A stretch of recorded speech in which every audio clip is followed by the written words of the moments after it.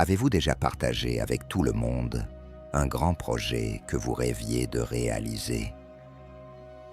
Et avez-vous remarqué ce qui se passe ensuite? Parfois, lorsque nous parlons trop de nos rêves, ils deviennent étrangement plus difficiles à concrétiser. Il était une fois, dans un petit village, un jeune homme appelé Simon. Il avait l'esprit rempli d'ambition. Chaque semaine, une nouvelle idée naissait dans sa tête. Un jour, il voulait ouvrir une boutique. La semaine suivante, il décidait d'apprendre la poterie. Peu après, il se voyait déjà construire une maison de ses propres mains. Mais Simon avait une habitude particulière. Avant même de commencer quoi que ce soit, il annonçait ses projets à tout le village. Il traversait le marché en proclamant « J'ouvrirai la plus grande boutique de ce village ». Les gens applaudissaient, souriaient et lui adressèrent des paroles encourageantes. Simon se sentait fier, valorisé, important. Le soir venu, il s'endormait paisiblement, le cœur léger. Pourtant, le lendemain matin, au moment de passer à l'action, il se sentait vidé. Toute son énergie semblait s'être évaporée. Les jours passaient, et la boutique ne voyait jamais le jour. Finalement, Simon abandonnait. Alors, il se tournait vers un autre rêve. Il annonçait vouloir devenir potier. Il rassemblait les habitants sur la place du village et déclarait avec assurance « Je fabriquerai les plus beaux pots. Tout le monde achètera chez moi. » Encore une fois, les villageois le félicitaient et l'encourageaient. Simon se sentait formidable. Mais quelques jours plus tard, son enthousiasme disparaissait. Il ne touchait jamais l'argile. Ce scénario se répéta pendant des années. Simon proclamait chacun de ses rêves. Les habitants célébraient ses paroles, mais ses mains restaient vides. Rien ne changeait dans sa vie. Peu à peu, la honte et le découragement s'installèrent. Il ne comprenait pas pourquoi il échouait sans cesse. Au fond de lui, son cœur s'alourdissait. Il se sentait prisonnier de lui-même. Un soir, Simon s'assit seul près du vieux puits du village. Le sage s'approcha de lui. C'était un homme calme et humble, respecté pour sa sagesse, mais connu pour parler peu. Il s'assit à côté de Simon et lui demanda doucement « Mon fils, pourquoi sembles-tu si troublé ?» Simon soupira et répondit « J'ai tant de rêves, mais je ne termine jamais rien. Je ne comprends pas ce qui ne va pas chez moi. » Le sage hocha lentement la tête.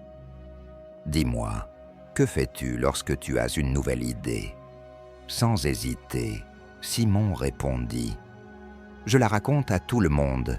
Je veux qu'il sache ce que je vais accomplir. Je veux qu'il soit fier de moi. » Le sage sourit calmement. « Viens me voir demain matin. J'aimerais te montrer quelque chose. » Le lendemain, Simon retrouva le sage dans son petit jardin. Celui-ci tenait 2 graines dans la main. Il en donna une à Simon et lui dit « Plante cette graine dans la terre. » Simon creusa un petit trou, y déposa la graine et la recouvrit soigneusement de terre. Puis le sage prit la seconde graine. Au lieu de la planter, il la leva bien haut et appela quelques enfants qui jouaient à proximité. « Regardez, j'ai une graine. Bientôt, elle deviendra un magnifique arbre. Observez comme il sera beau. » Les enfants applaudirent en souriant. Le sage posa ensuite la graine sur un rocher et s'en alla. Les jours passèrent. Le sage arrosait discrètement la graine enfouie dans la terre, sans jamais en parler. Simon venait souvent observer le jardin. Lentement, une petite pousse verte apparut. Semaine après semaine, elle grandissait. Le sage continuait de l'arroser en silence. Pendant ce temps, la graine posée sur le rocher restait immobile. Elle séchait au soleil, et les oiseaux en emportèrent des fragments. Elle ne donna jamais naissance à une plante. Après plusieurs semaines, Simon vit une jeune plante solide s'élever de la terre. L'autre graine avait disparu. Le sage se plaça à ses côtés et dit doucement « Simon, une graine a besoin de silence pour grandir. Elle a besoin d'obscurité. Elle doit rester cachée sous la terre. Si tu la laisses exposer et que tu en parles trop, elle se dessèche, se perd et ne devient jamais un arbre. » Simon observa la plante attentivement. Quelque chose changea profondément en lui. Le sage poursuivit « Lorsque tu partages tes rêves trop tôt, tu ressens une fierté immédiate, comme si le travail était déjà accompli. Les compliments t'offrent une satisfaction rapide. Ton esprit croit que l'objectif est atteint et ton cœur perd l'énergie nécessaire pour agir. L'effort se dissout dans les paroles. » Simon sentit la vérité de ces mots. C'était exactement ce qu'il faisait depuis toujours. Le sage posa alors une main sur son épaule et conclut « Les rêves sont fragiles au début. Ils ont besoin de protection. Garde-les pour toi. Laisse-les grandir dans le silence de ton travail. Quand l'arbre sera fort, tout le monde le verra. Tu n'auras pas besoin de l'annoncer. » Simon remercia le sage et rentra chez lui lentement, l'esprit rempli de réflexion. Cette nuit-là, il prit une décision. Il tenterait quelque chose de nouveau, mais cette fois, il ne dirait rien à personne.